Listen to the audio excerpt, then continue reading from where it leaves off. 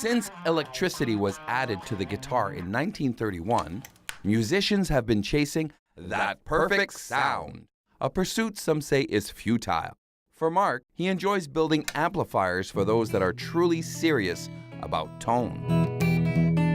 My dad used to have a guitar in 1956 Silvertone, and he had it in the closet, and we weren't allowed to touch it, so I'd sneak in and grab his guitar when I was about 6 years old, and eventually he said, okay, you can have this guitar. I had no amp, so I took an old turntable and used that as my guitar amp. And at the age of 8 years old, I was jerry-rigging things together and finding ways to make amplified electric guitar.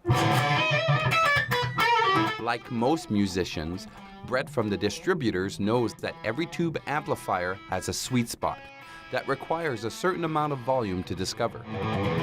The older amps that I enjoy playing, that I've picked up over the past couple of years, Mark's amps have been the amps that best almost emulate that sound. Everybody who builds handmade amplifiers, as any instrument, the builder's technique and personality will go into it.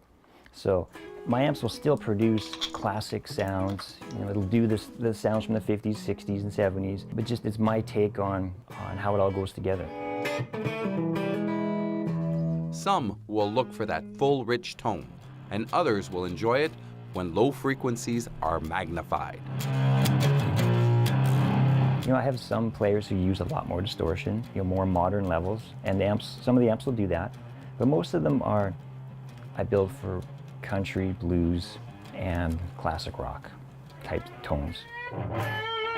This guy would be better. Mark designs and builds his creations by hand, replicating that boast of tone and versatility that will add depth and clarity to any musical style.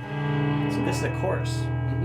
I always love the oldest stuff. You know, the stuff from the 50s and 60s, it's just that was, you know, this antiquated technology, but for us guitar players, that technology with the tubes, it sort of connects you. It's an emotional connection between you and your guitar. Sounds right, feels good. That's all I can describe, it's just emotion.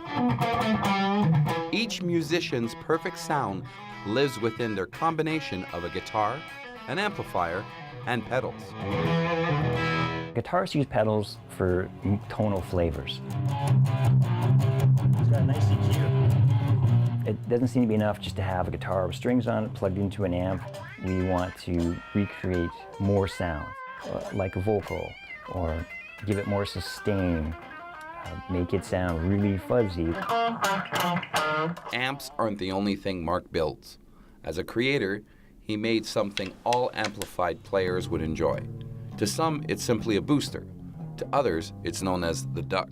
Okay, so what this guy is the FMD Plus. It's an overdrive pedal. So we got a clean sound. So this is the heaviest pedal I work with. The duck is a very nice, clean boost that hasn't boosted well, the way I use it to boost a fuzz that I have that doesn't have enough signal. This little guy here is a prototype using some tubes to try and create that 60s fuzz sound. Tubes were the original form of amplification, original ingredients for making electronics. Yeah. Mark's got a mojo in his sound, in his amps. They're pretty cool. He does a lot of things I've never seen before in other amp companies.